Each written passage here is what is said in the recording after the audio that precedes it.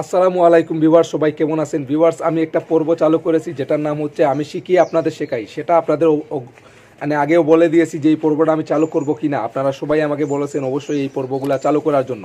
তো এখানে আমরা কি শিখব? আমরা এখানে গরু লালন পালন বিষয়ে প্রশিক্ষণ করব। যারা আমরা মানে প্রশিক্ষণ কেন্দ্রে যেতে পারি না বা বিভিন্ন সমস্যার কারণে, কারো আর্থিক সমস্যার কারণে যারা প্রশিক্ষণ করতে পারি না, তাদের জন্য এই অনলাইন প্রশিক্ষণ। এখানে আপনাদের একটা টাকাও দিতে হবে না, আপনারা শুধু মনোযোগ সহকারে ভিডিওটি দেখতে হবে, ঠিক আছে? তো ভিডিওটি এমনিতেই অনেক লম্বা হয়ে যাবে, ধৈর্য সহকারে যারা দেখবে তারা কিন্তু আজকে সাফল্য পাবে, পরবর্তী পর্বে সাফল্য পাবে। যারা ধৈর্য সহকারে দেখবে না, কেটে কেটে দেখবে, তাদের বেলায় এইটা কাজ করবে না, ঠিক আছে?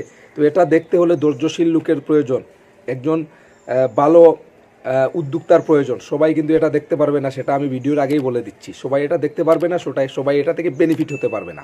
আপনি আজ গরু লালন পালন করছেন সার, কালকে গাভীও পালতে পারেন, পরশু বকনাও পালতে পারেন। যেহেতু এটা একটা বিজনেস সেক্টর, তাই সব বিষয়ে নলেজ রাখা প্রয়োজন। শুধু সারের পিছনে দৌড়ালে হবে না, গাভীর বিষয়ে জানতে হবে, বকনার বিষয়ে জানতে হবে, বাছুরের বিষয়ে জানতে হবে, বিভিন্ন রোগ, বিভিন্ন ম্যানেজমেন্টের বিষয়ে জানতে হবে। তো এক বিষয় নিয়ে পড়ে থাকলে হবে না। আমি আগে সার পালতাম, এখন গাভী পালি, বাছুর পালি, আবার সার পালবো, এটাই স্বাভাবিক, ঠিক আছে? তো আমরা চলুন, বেশি কথা না বাড়ি আমরা ভিডিওটি শুরু করি। ধৈর্যশীলরা সাথে থাকবেন, অধৈর্যশীলরা আমি জানি চলে যাবেন।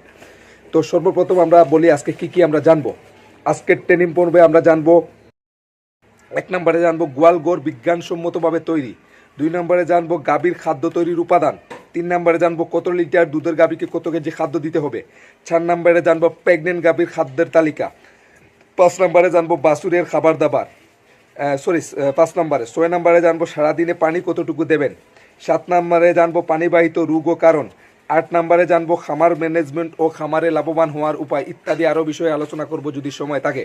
তো চলুন আমরা প্রথমে জেনে নেই আদর্শ গোয়ালঘর। বিজ্ঞানসম্মতভাবে আদর্শ গোয়ালঘর আমরা কিভাবে তৈরি করব।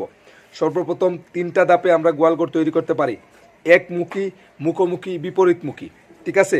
তো একমুখী যদি আপনারা গোয়ালঘর তৈরি করতে চান, ধরেন এক্সাম্পল 6টা গাভীর জন্য আপনারা সেট করতে চান, তাহলে কিভাবে করবেন? একমুখী করলে তার খাদ্য পাত্রটা হবে পাশাপাশি, মানে এদিকে পাশাপাশি হবে। আপনার দৈর্ঘ্য হবে গিয়ে 2 ফিট, এক একটা খাদ্য পাত্রের দৈর্ঘ্য হবে 2 ফিট। তারপর পশু দাঁড়ানোর জায়গা হবে 7 ফিট। আমি আবার এগুলা চোখ দিয়ে দেখিয়ে দেবো। পশু দাঁড়ানোর জায়গা হবে 7 ফিট। তারপর পিছনে অতিরিক্ত জায়গা রাখতে হবে 2 ফিট, যেহেতু এটাকে দুধ দহন করতে হবে। তারপর বিভিন্ন সময় দেখা যাবে আপনার মলমূত্র নিষ্করণের জন্য একটা জায়গার প্রয়োজন, সেহেতু 2 ফিট জায়গা অতিরিক্ত রাখতে হবে। তারপর হচ্ছে বাকি থাকলো 1 ফিট, আপনি ড্রেন দিতে পারেন 1 ফিট। 1 ফিট যদি ড্রেন দেন তাহলে সেখান থেকে আপনার প্রস্রাবগুলো চলে যাবে, ঠিক আছে? তো এখানে আমরা কতটুকু জায়গা পেলাম? আমরা সর্বমোট জায়গা হচ্ছে গিয়ে প্রথমে আমাদের খাদ্যের জায়গার জন্য, খাবার দাবার যেখানে দেবো সেই জায়গার জন্য 2 ফিট, গাভী দাঁড়ানোর জায়গা দেবো 7 ফিট। তারপর 2 ফিট দেবো অতিরিক্ত দুধ দহন বা বিভিন্ন মলমূত্র ত্যাগের জন্য। তারপর 1 ফিট দেবো ড্রেনের জন্য। তো টোটাল আমাদের 12 ফিট জায়গা হচ্ছে লম্বালম্বি। এবং প্রশস্ত কতটুকু হবে? প্রতিটা গাভী, ধরেন এক একটা গাভী দাঁড়ানোর জায়গা থাকবে 3.5 ফিট, মানে এদিকে 3.5 ফিট দাঁড়ানোর জায়গাটা থাকবে, এবং পিছনে তার 7 ফিট, এগুলো তার লাগবে মাস্ট। 7 ফিটের পাশাপাশি তো আপনারা 2 ফিট দিচ্ছেন, 1 ফিট ড্রেন। তো পাশাপাশি যদি 3.5 ফিট হয়, এখন ধরেন আপনার যতটা গরু পালেন, 10টা পালেন, 20টা পালেন, 50টা পালেন, 3.5 ফিট 3.5 ফিট 3.5 ফিট করে আপনারা এভাবে গরুর এক একটা জায়গা রেখে দেবেন 3.5 ফিট 3.5 ফিট করে, ঠিক আছে? তো এটা হচ্ছে আমাদের প্রতিটা গাভীর জন্য হচ্ছে আমাদের এই যে এটা হিসাব। তো আমরা যদি এখানে 6টা গাভী লালন পালন করি, তাহলে আমাদের যেভাবে করতে হবে সেটা আপনাদের দেখাই। এটা ধরেন আমাদের একমুখী একটা শেড, ঠিক আছে? ধরেন এটা হচ্ছে একমুখী একটা শেড। তো এটা হচ্ছে আমাদের এই যে যেটা দেখতে পাচ্ছেন, এটা হচ্ছে আমাদের পশুর খাবার দাবার যেখানে দেব, ঠিক আছে? ঘাস লতা পাতা যাই হোক এখানে দেব। এটা হচ্ছে আমাদের 2 ফিট। এটা হচ্ছে আমাদের পশুটা লম্বালম্বি দাঁড়াবে তার জন্য 7 ফিট, ঠিক আছে? এটা হচ্ছে আমাদের দুধ দহন বা বিভিন্ন পশুর মলমূত্র ত্যাগের জন্য 2 ফিট। এটা হচ্ছে আমাদের পশুর ড্রেন, যেটাতে প্রস্রাব চলে যাবে সরাসরি, এই ড্রেনের জন্য 1 ফিট। তো আমাদের লম্বায় প্রয়োজন হচ্ছে 12 ফিট। এবং যদি 1 2 3 4 5 6টা গাভী পালেন, এই 6টা গাভীর জন্য লম্বায় 21 ফিট। খুব সহজে আপনাদের বোঝানোর চেষ্টা করছি, দেখেন লম্বায় 21 ফিট এবং এদিকে 12 ফিট হলে, 12 ফিট বাই 21 ফিট হলে আমরা কিন্তু এখানে 6টা গাভী লালন পালন করতে পারছি। এখন যদি এই জায়গায় আপনি একটা গাভীও পালেন, সেখানে আপনাকে 3.5 ফিট বা 4 ফিট জায়গা রাখতে হবে এদিকে, এবং এদিকে 12 ফিট জায়গা রাখতে হবে, তাহলেই আপনি একটা গাভী লালন পালন করতে পারেন। এটা হচ্ছে আমাদের একমুখী শেড। এখন বিভিন্ন জন আছেন যে দুইমুখী শেড, বিপরীতমুখী শেড করতে চান। তো বিপরীতমুখী যে শেডগুলা, এটা হচ্ছে আমি আবারও আপনাদের দেখাই। তো বিপরীতমুখী শেডের জন্য আমাদের এটা হচ্ছে গাভীর খাবার দাবার, গরুর খাবার দাবারের জায়গা। যে কোনো গরুই পালেন, গাভী পালেন, ষাঁড় পালেন, গরুর খাবার দাবারের জায়গা। এটা হচ্ছে 7 ফিট দাঁড়ানোর জায়গা। এটা হচ্ছে 2 ফিট অতিরিক্ত দুধ দহন মলমূত্র নিষ্করণের জন্য। এটা হচ্ছে 1 ফিট ড্রেন। সেম এই দেখেন, এইদিকে আবার মাথা থাকবে গরুর, এইদিকে মাথা থাকবে, এইদিকে মাথা থাকবে। তো আবার সেম এই মাথা এবং এই হচ্ছে দাঁড়ানোর জায়গা, এই হচ্ছে 2 ফিট অতিরিক্ত, এই হচ্ছে ড্রেন। এটা হচ্ছে বিপরীতমুখী। এখন যদি এই বিপরীতমুখী জায়গা হিসাব করেন, তাহলে এদিকে পাচ্ছেন কত, 12 দুগুণা 24, এদিকে 21 ফিট, এদিকে 21 ফিট, মানে 42 ফিট। ঠিক আছে, মানে এদিকে 21 ফিট, আবার এদিকে 21 ফিট এই জায়গা রাখতে হবে। Total square 42 feet by 24 feet. তো আমরা যদি এখন আমরা মুখোমুখি একটা শেড করতে চাই, তাহলে কিভাবে করব? মুখোমুখি শেডের জন্য আমাদের এই দেখেন, এটা হচ্ছে আমাদের ড্রেন। উল্টা থেকে আমি সুন্দর করে বলে দেখাই আপনাদের। এই দেখেন খাবারের পাত্র, এটা হচ্ছে মুখোমুখি। এটা হচ্ছে আমাদের চলাচলের জায়গা, যে খাবারগুলো আমরা দেব গরুকে, খাবার সরবরাহের জায়গা। এটা হচ্ছে আবার গরুর খাবারের জায়গাটা। এই দেখেন খাবারের জায়গা। এটা হচ্ছে মধ্যখানে চলাচলের জায়গা। এটাও হচ্ছে গরুর দাঁড়ানোর জায়গা, এটাও হচ্ছে গরুর দাঁড়ানোর জায়গা। এটা হচ্ছে অতিরিক্ত 2 ফিট, এটা হচ্ছে ড্রেন, আবার এটা হচ্ছে অতিরিক্ত 2 ফিট, এটা হচ্ছে ড্রেন। তার মানে গরু এদিকে দাঁড়াবে, আবার ওইদিকে দাঁড়াবে, এদিকে খাবে, এদিকে খাবে। গরুর মুখটা থাকবে মুখোমুখি, আর পিছন থাকবে 2 সাইডে। সেম এইদিকেও আমাদের 12 ফিট বাই 12 ফিট, এদিকে লাগবে আমাদের 21 ফিট বাই 21 ফিট। তো 42 ফিট 24 ফিট এই ধরনের জায়গা হলে আমরা এখানে কতটুকু পালতে পারি? 6 দুগুনি 12, মানে 12টা গরু পালতে হলে আমাদের 42 ফিট বাই আমাদের 12 ফিট 24 ফিট জায়গার প্রয়োজন। তো আশা করি খুব সহজে বুঝতে পারছেন। একমুখী, বিপরীতমুখী, তারপর মুখোমুখি, 3টা বিষয় আপনাদের এখানে বুঝালাম।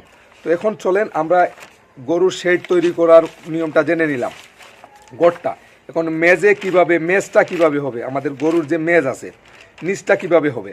তো নিচ দেখেন অনেকেই আমরা কংক্রিটের ডালাই করে থাকি, বা অনেকে আমরা দেখেন নিচটা সাধারণত ইট দিয়ে বা একটু বালি দিয়ে রেখে দিই, যেভাবে করেন। এখন মেজের একটা নিয়ম আছে, দেখেন মেজ যদি গাভীর জন্য হয় তাহলে 25 ইঞ্চি, মানে এরকম একটা ডালু থাকে না, সেটা কিন্তু গাভীর ক্ষেত্রে 25 ইঞ্চি দেওয়ার কারণ হচ্ছে গাভীটা কিন্তু অনেক সময় প্রেগনেন্ট থাকে।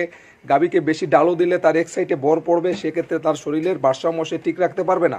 সেজন্য আমরা কি করব, 25 ইঞ্চি আমরা একটু ডালটা দেবো কম, এবং ষাঁড়ের ক্ষেত্রে আমরা 50 ইঞ্চি ডাল দেবো, কারণ ষাঁড়ের ক্ষেত্রে বেশি ডাল দিলে সমস্যা হয় না। তাই আবার ষাঁড়ের প্রস্রাবটা কিন্তু হয় মধ্যখানে, ঠিক আছে, আর গাভীর প্রস্রাবটা হয় একদম পিছনে। তো ষাঁড়ের প্রস্রাবটা যখন মধ্যখানে হয় তখন ডালটা বেশি হলে প্রস্রাবটা তাড়াতাড়ি চলে যায়, কিন্তু গাভীর ক্ষেত্রে এমনিতেই প্রস্রাবটা দূরে সে করে, সে কারণে তার প্রস্রাবটা খুব তাড়াতাড়ি চলে যায়। কিন্তু ষাঁড়ের প্রস্রাবটা যদি একটু বেশি ডাল না হয়, তাহলে সেক্ষেত্রে ষাঁড়ের প্রস্রাবটা খুব তাড়াতাড়ি যাবে না, সেই জায়গাটা স্বেচ্ছেতে ভিজা থাকবে।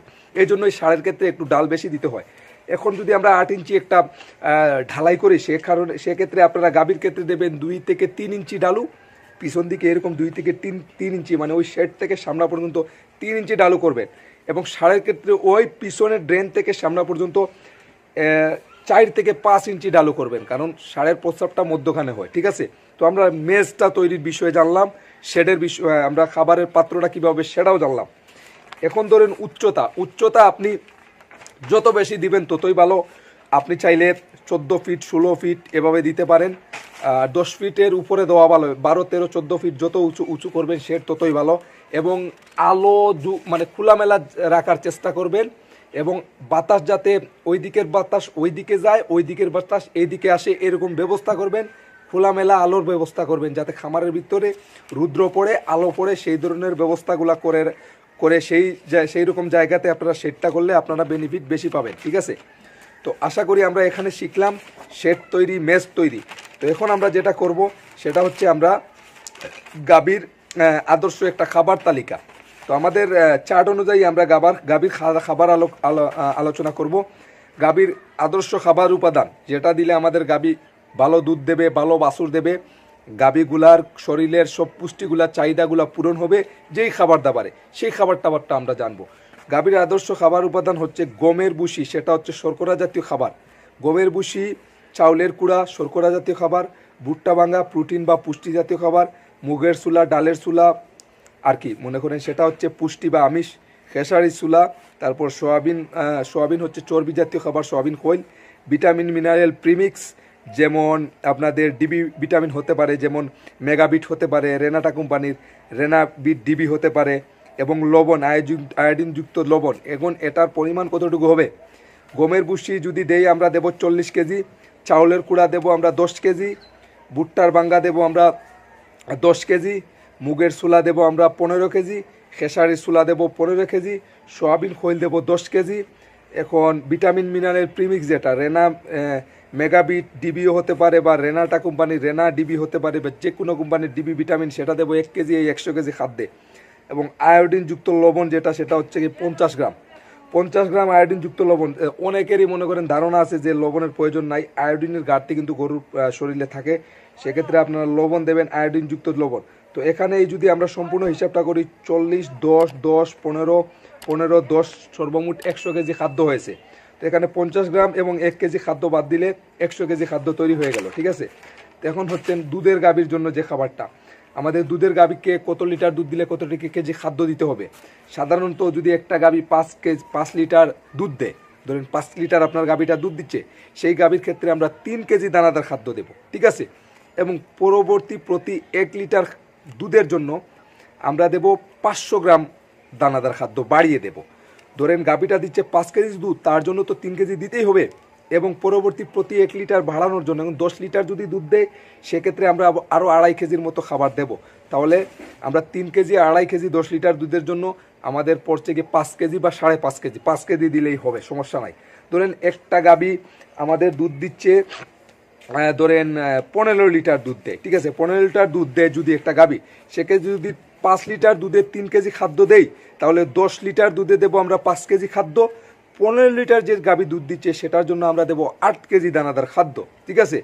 ও যদি গাভীর আকৃতিটা একটু বড় হয়, অনেক সময় দেখা যায় গাভীর দুধ কম দিচ্ছে 10-12 কেজি দিচ্ছে কিন্তু গাভীর আকৃতিটা বড়, অনেক ক্ষেত্রে দেখা যায় গাভী ছোটো কিন্তু দুধ দিচ্ছে বেশি। তো সেক্ষেত্রে যদি গাভীর আকৃতিটা বড় হয় তাহলে তার শরীরের একটা ভারসাম্য রক্ষা করতে গিয়ে আমরা আরও 2 কেজি খাবার এক্সট্রা দিলে গাভীটা সুস্থ সবল থাকবে, ঠিক আছে। এখন সারাদিনে যদি আমরা একটা গাভীকে ধরেন 10 কেজি খাদ্য সরবরাহ করছি, ধরেন 10 কেজি খাদ্য সরবরাহ করলে আমরা যে খাবারটা দিলে, আমরা যেভাবে দিলে খাবারটা আমরা সবচেয়ে বেশি বেনিফিট পাবো বা গাভীরও ভালো হবে, আপনাদেরও সেই খাবারটা থেকে গাভীটা যেটা পাবে সেটা সম্পূর্ণ পুষ্টিতে তার শরীরে থাকবে, এক্সট্রা হজম করতে তার শরীরের শক্তিগুলা ব্যয় করতে হবে না যেভাবে খাবার দাবার দিলে। আমরা সকালবেলা যদি দেই 40%, বিকেলবেলা দেবো 60%। ধরেন সকালবেলা 10 কেজি খাদ্যের মধ্যে আমরা দেবো 4 কেজি, বিকালবেলা দেবো 6 কেজি, ঠিক আছে। সেটা আপনারা ড্রাই বা শুকনা যেভাবে আপনাদের গরু খায় সেভাবে দিতে পারেন, ঠিক আছে। তো 100 কেজি ওজনের জন্য যদি আমাদের এখন গাভীর খাদ্য তালিকাটা গেল আমরা কিভাবে খাবার দাবারটা দেব।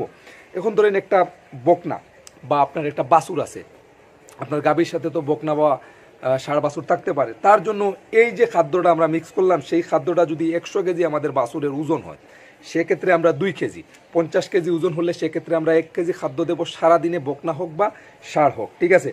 এখন আমরা দুধের গাভীগুলার হিসাব করলাম, বাছুরের হিসাব করলাম, আমরা প্রেগনেন্ট যে গাভীগুলা যেগুলা মনে করেন বাছুর দিছে আবার দুধও দিচ্ছে আবার 4-5 মাসের গাভ আছে, ওই গাভীগুলাকে কীভাবে খাবার দাবারটা দেবো এটা আপনাদের খুব গুরুত্বপূর্ণ, এটা বিষয়টা মনে রাখবেন। প্রেগনেন্ট গাভীকে ধরেন 5 মাস গর্ভ হলে তাকে ধরেন এই যে গাভীটা 15-16 লিটার দুধ দিচ্ছে সেটা 8 লিটার দুধ দেয় বা 5 কেজি দুধ দেয়, ঠিক আছে। দুধটা কমিয়ে নেয় যখন প্রেগনেন্ট 4-5 মাস যখন প্রেগনেন্ট হয়ে যায় তখন গাভীটা কিন্তু দুধটা কমিয়ে দেয়, ঠিক আছে। তো 5 কেজি দুধের জন্য আমরা যদি 3 কেজি খাবার দেই তাহলে দেখেন একটা গাভীর 5 কেজি দুধ দিচ্ছে সে কিন্তু প্রেগনেন্ট, ঠিক, বা 6 কেজি দুধ দিচ্ছে সে কিন্তু প্রেগনেন্ট, ঠিক আছে। কিন্তু তার পেটে বাছুরটা থাকার কারণে বাছুরটা যাতে সুন্দরভাবে সেই বাছুরটার শরীরের গ্রোথ ভালো থাকে, সেই বাছুরটা যাতে অন্ধ বিকলাঙ্গ না হয়, সেই বাছুরটার গ্রোথ সুন্দর থাকে, ভালো থাকে। এবং এটার একটা কথা বলি, এই 5 কেজি দুধের জন্য আমরা 3 কেজি দিচ্ছি, বাছুর কিন্তু ভালো রাখার জন্য, সুস্থ রাখার জন্য, যেহেতু তার পেটে বাছুর, আমরা আরও 2 কেজি খাদ্য আমরা বেশি দেব, ঠিক আছে। তো আমরা 6-7 কেজি 8 কেজি খাবার দিতে হবে যদি প্রেগনেন্টও হয় গাভী। তার কারণ হচ্ছে তার পেটের মধ্যে এক তো বাছুর বড় হচ্ছে, 2 নম্বরে গাভীর শরীরে অনেক দখল যাচ্ছে, 3 নম্বরে যে গাভীগুলা আমরা একটা ভুল ধারণা ধরেন গাভী এখন বর্তমানে প্রেগনেন্ট, পরবর্তীতে যখন গাভীটার পেটের মধ্যে হবে, ধরেন বাচ্চাটা ডেলিভারি হয়ে যাবে পেট থেকে, তখন আমরা গাভীকে দুধ বেশি দেবো, তো খাবার দাবার বেশি দেবো, তখন গাভীটা দুধ বেশি দেবে। এটা হচ্ছে একটা ভুল ধারণা। যদি প্রেগনেন্সি অবস্থায় আপনি প্রেগনেন্সির 2-3 মাস আগ থেকে গাভীকে ভালো খাবার দাবার দেন, রসালো খাবার, রস যে খাবারগুলো নামে সেইগুলো না দিয়ে আপনারা প্রোটিন একটু পুষ্টিযুক্ত খাবারটা বেশি দেন, সেক্ষেত্রে কিন্তু গাভী পরবর্তীতে দুধটা বাড়াতে সক্ষম হয়। গাভী বাছুর জন্ম দেওয়ার পর গাভীটা দুধ বাড়ায়। আর যে খামারি কি করে গর্ভ অবস্থায় গাভীকে করে খাবার দাবারে একটু অবহেলা করে, সে গাভী কি করে, যে গাভীটা আগে 10-12 লিটার দিত সেটাই 10-12 লিটারই দেবে, দুধ বাড়ানোর কোনো আশা করার চান্স থাকে না, বা আরও কমিয়ে দিতে পারে। ঠিক আছে, তো এখন আমরা গাভীকে কি করলাম, আমরা প্রেগনেন্ট দুধের গাভী, প্রেগনেন্ট গাভী, বাছুরের খাবার দাবার সম্পূর্ণ আমরা জানলাম। এখন আমরা কিভাবে আমাদের গরুকে ধরেন ঘাস দেব, ঘাস সারাদিনে কতটুকু দেব। একটা গাভী যদি আপনার 10 থেকে 15 কেজি দুধ দেয়, সেই গাভীকে আপনি 15 থেকে 25 কেজি পর্যন্ত মানে ঘাস দিতে পারবেন, বা পর্যাপ্ত পরিমাণ যা খেতে পারে ঘাস দিতে হবে 15 থেকে 25 কেজি। তারপর হচ্ছে আমাদের যে বাছুরগুলা, সেগুলাকে আমরা সাধারণত যতটুকু খেতে পারে 7 কেজি, 5 কেজি, 8 কেজি যা খেতে পারে সেই পরিমাণ ঘাস দেব। এবং কোন ঘাসগুলা খাওয়ালে আমরা বেশি দুধ পাবো, বেশি মানে উৎপাদন বেশি বাড়বে, দুধের উৎপাদন হোক, মাংসের উৎপাদন, তার একটা আমি নামকরণ করেছি। এখানে ভালো জাতের ঘাসগুলো আমি এখানে চুজ করেছি, যেমন নেপিয়ার ঘাস, পাকছং ঘাস, পাড়া ঘাস, জার্মান ঘাস, ভুট্টার যে গাছগুলো আছে ভুট্টার গাছ। এবং যদি আপনি অপশনাল আর কি, এটা দিলেও দিতে পারেন, না দিলে নাই, শুকনো খড় সারাদিনে 2 থেকে 3 কেজি আপনি দিতে পারেন। ঠিক আছে, এটাই হচ্ছে। এখন হচ্ছে মূল ইম্পর্টেন্ট একটা বিষয়, সেটা হচ্ছে পানি কতটুকু হওয়াতে হবে। সেটা অনেকে জানে, আবার অনেকে জানে না। সারাদিনে কিন্তু একটা গাভী 70 থেকে 120 লিটার পানি খায়। তো যদি একটা গাভী কম পানি খায় তাহলে কিন্তু দুধও কম দেবে। যেমন ধরেন একটা গাভী সারাদিনে যে দুধটা দেয় তার মধ্যে হচ্ছে 87% হচ্ছে থাকে দুধের মধ্যে পানি থাকে, এবং 23% থাকে প্রোটিন। ধরেন একটা গাভী 5 লিটার পানি খাইছে, সে গাভীটা 1 লিটার দুধ দিতে সক্ষম। সেজন্য পানির পরিমাণটা দিতে হবে বেশি। এবং পানিটা খাচ্ছে কিনা সেটা আমরা বুঝবো কিভাবে, ধরেন যখন আমরা খাবার দাবার বিকালে শেষ করে দেবো গরুর, তখন আমরা কি করব, গাভীর পাত্রের মধ্যে পর্যাপ্ত পরিমাণ পানি রেখে দেবো, যাতে সে রাতে উঠে পানিগুলা খায়। এবং আমরা সকালবেলা চেক করব যে পানিটা সম্পূর্ণ আছে কি, রয়েছে নাকি রাত্রেবেলা পানিটা কমেছে। যদি দেখা যায় রাত্রেবেলা পানি একটু কমেছে, সেক্ষেত্রে আমরা কি করব, আমরা গাভীকে প্রতিদিন এভাবে পানি দেবো। তার ক্ষেত্রে কী হবে, গাভীটা রাতে উঠে পানি খাবে, এবং আমরাও নিশ্চিত হবে যে রাত্রে গাভীটা পানি খাচ্ছে। এবং দেখেন, পানি আমরা নর্দমার পানি, পুকুরের পানি, বিভিন্ন ড্রেনের পানি গরুকে দিতে পারবো না। আমরা পানি দিতে হবে যেমন ডিপ টিউবওয়েলের পানি, টিউবওয়েলের পানি, আমরা পরিষ্কার ফুটানো পানি আমরা গরুকে সরবরাহ করব। পানিবাহিত রোগ যেটা হয়, যদি এই পুকুরের পানি, নর্দমার পানি খাওয়ান, তাহলে কৃমিতে আক্রান্ত হতে পারে, ডায়রিয়া, লিভার ডিজিজ। গাভীর যে প্রধান সমস্যা সেটা হচ্ছে লিভার ডিজিজ। লিভারের সমস্যা হলে পরবর্তীতে অনেক সমস্যা। তাই লিভার ডিজিজের থেকে এড়াতে, মানে লিভার ডিজিজ থেকে গাভীকে বাঁচাতে আমরা নর্দমার পানি, পুকুরের পানি থেকে আমরা বিরত থাকবো। আমরা পরিষ্কার টিউবওয়েলের পানি, ফুটানো পানি গরুকে দেবো। আমরা কখনোই যে কোনো নোংরা পানি আমাদের গবাদি পশুকে দেবো না, তাহলে পানিবাহিত রোগের যে সমস্যাগুলো সেগুলো আমাদের গরুর লেগেই থাকবে। ঠিক আছে, এখন সর্বশেষ আমরা যে বিষয়ে জানবো সেটা হচ্ছে খামার ম্যানেজমেন্ট। ঠিক আছে, তো আপনাকে যদি খামারের টিকে থাকতে হয়, আপনাকে যদি খামার থেকে লাভ করতে হয়, লাভবান হতে হয়, সেক্ষেত্রে আপনাকে যেটা করতে হবে সেটা হচ্ছে আপনার খামার ম্যানেজমেন্টের জন্য আপনাকে 65% মানে 65% রাখতে হবে আপনার খাদ্যর উপর খরচটা। খাদ্যের উপর 65% খরচ করতে হবে, এবং 35% মানে 35% আপনাকে খরচ করতে হবে যেমন চিকিৎসা, প্রজনন, শ্রমিক ব্যবস্থাপনা, বিদ্যুৎ বিল ইত্যাদি। এই বিষয়ে আপনাকে কি করতে হবে, 35% খরচ করতে হবে, এবং আপনাকে 65% খরচ করতে হবে আপনার খাবারের দিকে, মানে ঘাস হোক আর নানাদার খাদ্য হোক, যেটাই হোক, সেটা আপনাকে 65% ব্যয় করতে হবে এই বিষয়ে। যদি আপনার বাজেটটা খাবারের দিকে বেশি না থাকে, আপনার শ্রমিকের দিকে, বিদ্যুৎ বিল বা অন্যান্য দিকে বেশি থাকে, তাহলে কিন্তু আপনি ডেইরি সেক্টরে টিকে থাকা খুবই কষ্টকর হয়ে যাবে। আপনার বাজেটটা রাখতে হবে খাবারের দিকে বেশি, অন্যান্য ব্যয়। ধরেন আপনার খামারে 4 জন শ্রমিক না রেখে আপনার 2 জন শ্রমিক রাখলে আপনার খামারটা চলবে, সেজন্য আপনাকে 2 জন শ্রমিক রাখার আমি সাজেস্ট করব। ঠিক আছে, অতিরিক্ত যতই আপনি খামারে মানুষ বেশি রাখবেন, বা আপনার খামারে যতই শ্রমিক বেশি রাখবেন, ততই আপনার কিন্তু ব্যয়টা বেশি হবে। তাই আপনাকে খামারের শ্রমিক রাখতে হবে কম, আপনাকে কম শ্রমিক দিয়ে খামার ম্যানেজমেন্ট করতে হবে, প্রয়োজনে নিজেও একটু সময় দেবেন, কিন্তু 65% 100%-এর মধ্যে 65% রাখবেন আপনার খাবার দাবার, দানাদার খাদ্য, ভিটামিন, মিনারেল ইত্যাদির প্রয়োজনে আপনি 65% খাবার ব্যয় করবেন এবং 35% ব্যয় করবেন আপনার এই বাদবাকি যেই সমস্যাগুলো বললাম, চিকিৎসা, প্রজনন, আপনার শ্রমিকের বিদ্যুৎ বিল, এই সেই হাবিজাবি যাই আছে এইগুলোর পিছনে 35% ব্যয় করবেন। তো আজকের পর্বে আমরা কি শিখলাম? আজকের পর্বে আমরা ইনশাল্লাহ এগুলা যারা সম্পূর্ণ ভিডিওটি দেখেছি তারা শিখলাম আমরা গোয়ালঘর তৈরি, তারপর শিখলাম গাভীর খাদ্যর তৈরির উপাদান, তারপর শিখলাম আমরা কত লিটার দুধে গাভীকে কতটুকু খাদ্য দিতে হবে, তারপর প্রেগনেন্ট গাভীর খাবার দাবার, বাছুরের খাবার দাবার, সারাদিনে পানি কতটুকু দেবেন, পানিবাহিত রোগ ও কারণ জানলাম, তারপর হচ্ছে খামার ম্যানেজমেন্ট জানলাম। আশা করি আমরা 8টার মতো বিষয় জানলাম, 8 বিষয় জানলাম আজকে। তো এই বিষয়গুলো আপনার মনে রাখলে আশা করি ডেইরি সেক্টরে আপনি অনেক কিছু শিখতে পারবেন। জানি না কতটুকু আপনাদের শিখাতে পেরেছি, সেটা আল্লাহ ভালো জানেন। তো আগামী পর্বে আমরা যে বিষয়গুলো নিয়ে আলোচনা করব আপনারা অবশ্যই কমেন্ট করে জানাবেন।